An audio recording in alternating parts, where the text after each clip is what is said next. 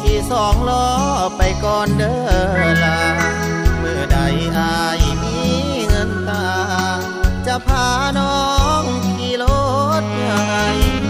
ตอนนี้ยังจนหน้ามนต้องทนซ่อนท้ายบ่นั่งบ่นุ่งปานใดให้ทนไปสาได้เงินคำปัญหาสำคัญคือปัจจุบันไอ้นั้นเงินคือยานหาเขาชื่อซื้อเหมือนเขาถึกน้ำยานน้องใจอ่อนหลอกให้อายเจ็บซ้ำเสื้อใจคนงามอย่าทำให้อายเสียเอาเนื้อเหล็ก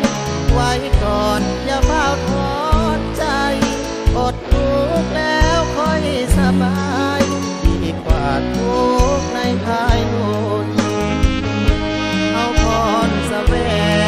งไปแข่งกับคนมีบุญทางฝันอยู่ไกลมีลุ้นขอเปลี่ยนบุญกำลังใจเงินอายบ่พอที่สองล้อไปก่อนเด้อล่ะหลบฝนทนฟ้าสัญญาด้วยลูกผู้สาวบ่โดนดอกลาจะพาน้องขี่รถใหญ่ขอเพียงสองเท่านี้ใจบ่ไกลดอกเด้อความฝัน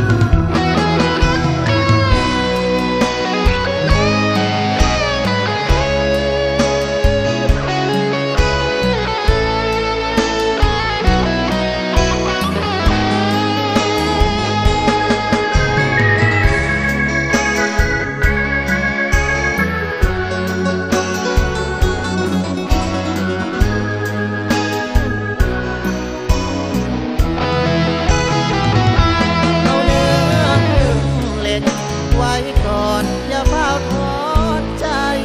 อดทุกข์แล้วค่อยสบายดีกว่าทุกข์ในภายนู่น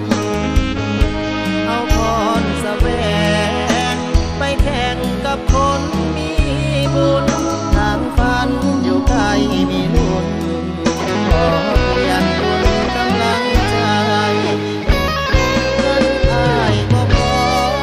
ที่สองล้อไปก่อนเด้อล่ะหลบฝนทนฟ้า